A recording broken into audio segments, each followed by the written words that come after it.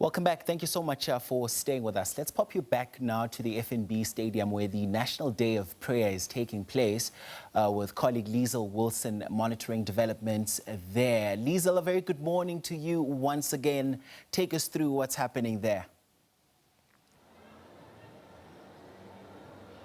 Thanks, Mkolisi. So this National Day of Prayer that's happening at the FNB Stadium, it is the fifth of its kind since its inception back in 2017.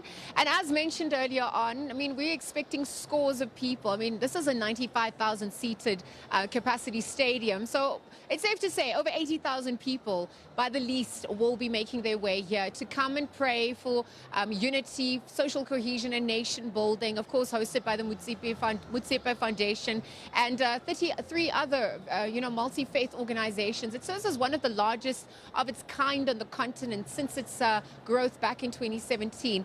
And you can see since our last crossing, the stadium is slowly filling up with the different denominations and the different colors that are going to really serve part of that that rainbow nation that we so clearly know here in our country. Masweli Ralibona, he's SABC News specialist researcher, is actually going to be joining me at this point. He's been covering it since the start, and he's going to take us through what is really happening and, of course, the expectations on the day. So on that note, good morning, and thanks for your time at this hour. Thank you so much. Thank you so much. So you're on the other side of the coin right now, and you're really just going to bring us up to speed as to what's happening. And your knowledge of what's happened since it started really is coming center stage now, because you're explaining the different colors, how ZCC has formed 70% of those invited today when it comes to filling up the stadiums. But let's start with the significance of the day, this National Day of Prayer hosted by the Motsepe Foundation. Why is it so pertinent for our country and our world at large? Thank you for having me. Don't forget that South Africa, as it is a prayerful nation. If you go back to Stats SA results of 2022, your census 2022 shows that South Africa has 85% of Christians. And then you've got African tradition at 7.6%, and the rest follows after that. So you understand that for South Africa to function, there is some spirituality or some spiritual powers that the nation must bring in. So we've got so many denominations in South Africa. This is an interfaith prayer. This is all denominations, different denominations of Christians, different denominations of other religions. You will see during the course of the program, you will see Muslims or Islam coming in. You will see people who practice Hinduism. You will see Orthodox churches, your apostolic churches, and of course you have the ZCC, which dominates the stadium, and also the biggest church in the country, as we know, or in Africa, if we were to expand it. So this is important for South Africans. One wouldn't have known that we, as a country, we needed something like this until the Motsepe Foundation started something like this in 2017, and then because of COVID, it didn't happen from 2020 until last year, when the fourth edition was brought in, and today we are at the fifth edition of the National Day of Prayer. And over the years, based on my experience of being here as a journalist and a producer for SABC, of course, and also as a guest, I've seen how Christians who come here from different denominations behave themselves, the discipline, the different speeches that are given by your mainline churches, your Bazalwani churches, if you put it that way, and the final speech that is given by the ZCC, His Grace the Right Reverend Bishop Dr. B. Ilekhayan of the ZCC. And it's been beautiful. You are going to see beautiful colors throughout the day. Okay, so perhaps you can take us through what the different colors that the people are donning actually mean at this point. I know that you were saying right at the bottom of us, IPHC will be occupying these seats, and we can see ZCC members also in their different colors. Can you perhaps explain a little bit more about that as well? Yes, over the years, what I've seen, you will see here, because the IPHC started coming in here since last year. It was the first time I saw them last year, and they were occupying a small patch at the stadium. But this year, based on the ushers, what I'm seeing now, throughout here, I can tell you that they will be occupying this space, and their colors is red, blue, and white. And then there by that side where you can see it's almost empty now, you're going to see different churches like your Shembe, which is the Nazareth Church, Nazareth Baptist Church, and then you are going to see your Bantu Church of Christ and others. Then the rest of the stadium, based on what I saw or what I heard, is that 75% of the stadium will be occupied by the ZCC colors, which is blue, your green, your yellow, and your khaki for men. Okay. The leaders as well that will be in attendance from the continent, from the different denominations, the interfaiths as well, the world over. Can you rehash anyone that's confirmed at this point that will be attending? We're looking at the issues that obviously also come into the fore. There's a lot, not limited to our country, politically, socially, economically, the humanitarian crisis on the continent and in the world as well. There's that pandemic or epidemic of loneliness, desolation, mental health as well. So there is a lot that will be brought to the fore, taken up for prayer. Yeah, of course. You know, South Africa is one of the country. Every time you see statistics being punted on social media and everywhere, South Africa is put on top as the country with the highest unemployment in the world. You know, and then South Africa again is in terms of, according to the World Bank, South Africa is the biggest in terms of inequality, which is one of the problems that people are. We've got GBV right now.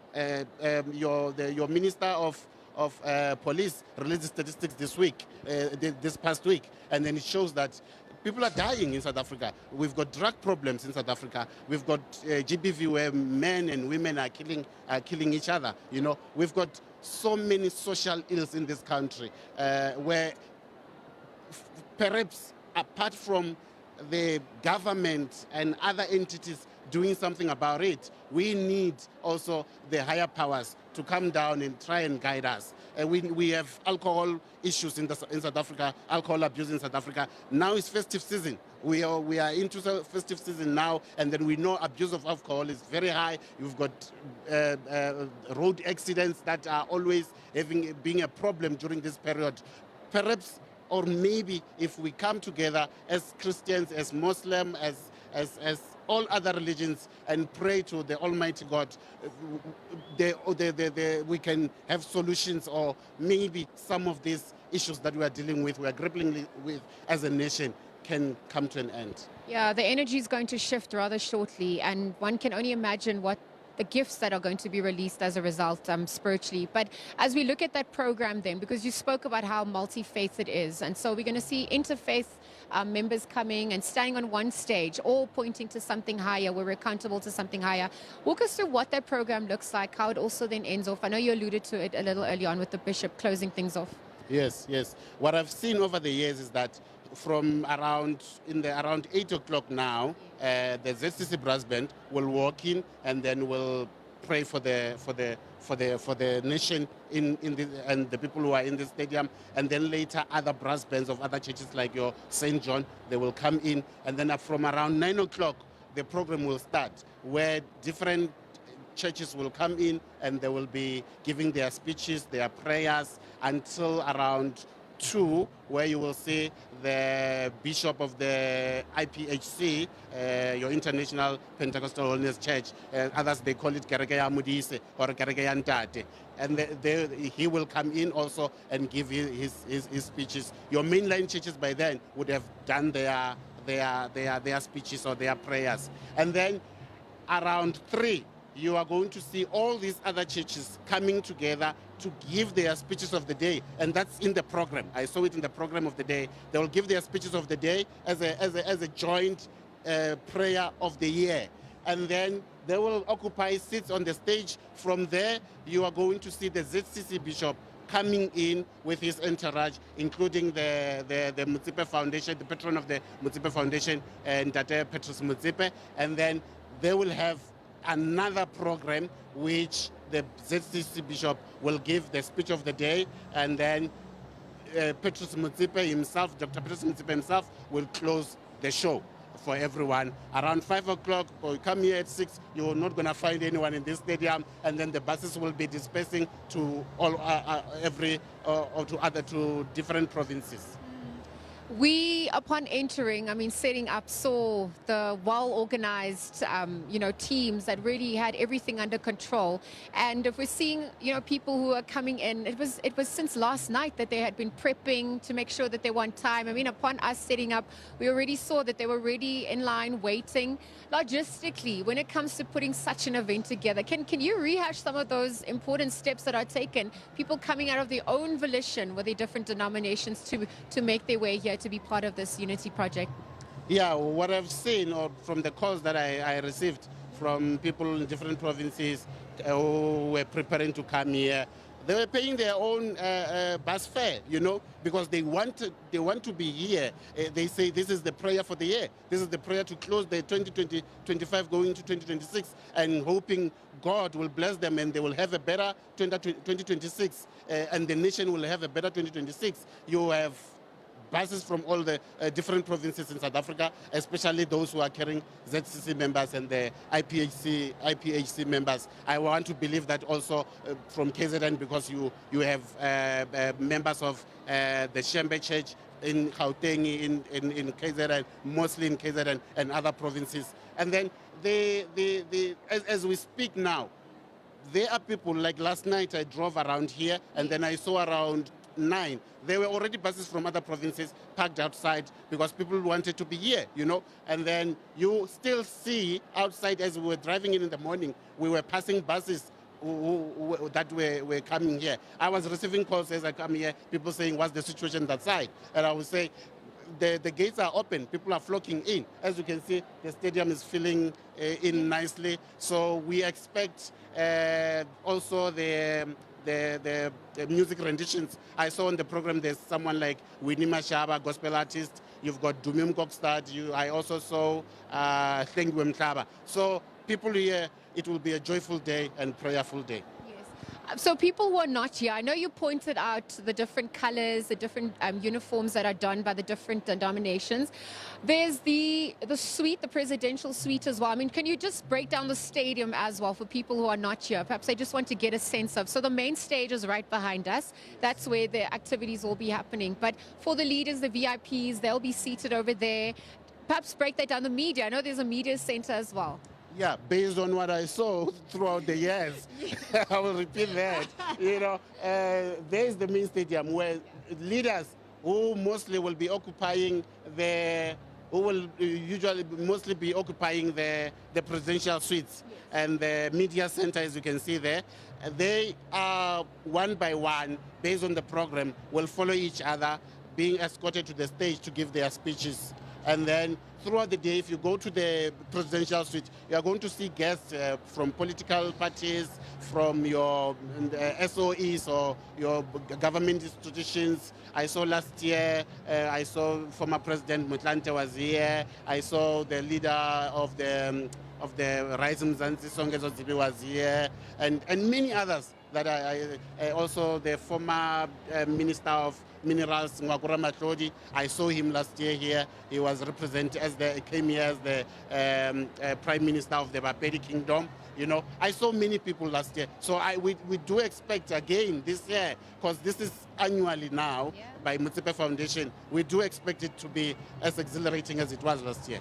Well, you have painted a beautiful picture of what we can expect. Of course, you heard from the expert himself. He's SABC News specialist researcher, Maseli Ralibona. Of course, he's been covering it since the inception back in 2017.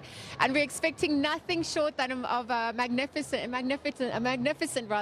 as we continue with this next edition for the 2025 National Day of Prayer, happening here at the FNB Stadium. He broke down where everyone is going to be seated, who all is going to be in attendance, the plethora of issues that will also be explored, and of course how the preparations were also undergone from the entire week, the weeks building up, and then obviously overnight as people made their way here. And you can see they're now slowly trickling in, and as they continue to come for this National Day of Prayer, where it forms part of that unity project, social cohesion, nation building, and we're going to be praying for our country and our world. So stay tuned for all that coverage as we continue here on SABC News. For now, it's back to you in studio, and we'll see you in just a short moment with more.